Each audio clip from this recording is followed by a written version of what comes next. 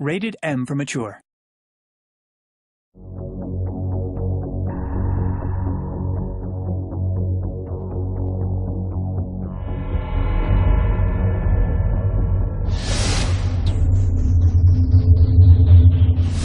At Telltale, when we're looking for a new IP to take on and turn into a game, the first thing we always ask is this a really rich story world, and are there awesome characters?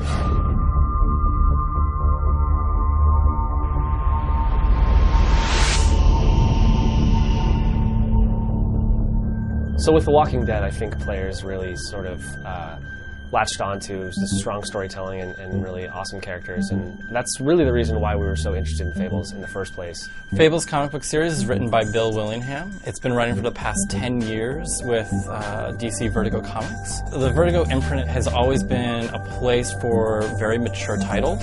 Sandman, Transmetropolitan, Preacher, and Fables firmly fits in that group of very sophisticated content, very mature content, and definitely not comics for kids.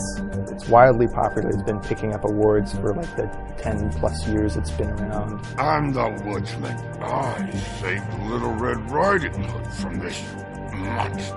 Fabletown is a place in Manhattan where all of the Fables who've been exiled from their homelands, at least most of the Fables, live. And it's kind of hidden from our world, which they describe as the mundane world. They're wearing these things called glamours, which is basically magic to make yourself look like a human. Bigby! I know I don't look human. I'm looking at a 3-foot toad. I'll get me glamour first thing in the morning. The basic story of The Wolf Among Us is centering around Bigby Wolf, sheriff of Fabletown. He is responsible for the well-being of all these Fables who can't seek help from the police force outside. The whole story is kicked off with a murder that happens. Bigby kind of takes it upon himself to go out and investigate before word gets out and people get really panicked. Tell me you've been doing something. The last thing we need is all of Fabletown knowing there's a killer amongst us. We catch up with Bigby at a point in his life when he's trying to put the darkness and the sort of the events of his past behind him. The big bad wolf is not just a guy who blew down a pig's house. He's someone who terrorized these Fables, and they hate him. A couple thousand more of these, we'll be even on that house you owe me. When he was back in the homelands, he was always in this wolf form and hunted and killed and ate other Fables. And that's why it's so strange that he's the sheriff of Fabletown, because he's gone from the hunter of Fables to effectively the protector of Fables. You ate a lot of people back in your day. I thought we were all supposed to have a fresh start here. I can't change the past. Well, you can't change people's memories either. Bigby isn't actually a werewolf. People might think that he is, but he's actually a wolf. He's a wolf in the form of a man. As far as the game goes, it means that, you know, you're moving around in the mundane world in this human form, but this beast is always inside of you.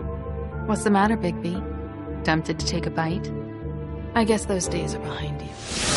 Come on out, you dog! A lot of the game is about the control of power. When are you going to wolf out? Or when are you going to, you know, grab someone by the collar? Like, those moments need to be chosen very carefully.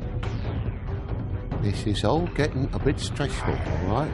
I have my limit, Toad, and I think we reached it 10 minutes ago. We want players to feel the power that Bigby has within him.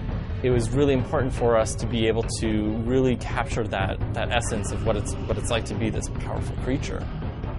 Get out of the way before you get the axe again.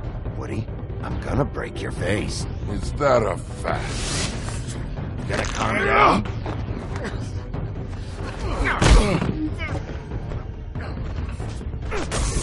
You're really trying to craft Bigby Wolf's persona in this community. Whereas in Walking Dead, it was a lot more about, you know, do characters trust me or not? Well, where to first? The decisions that you make will affect the story that you experience. Not only that, will affect, as part of that story, how other characters within the game will treat you. I feel like we've met before.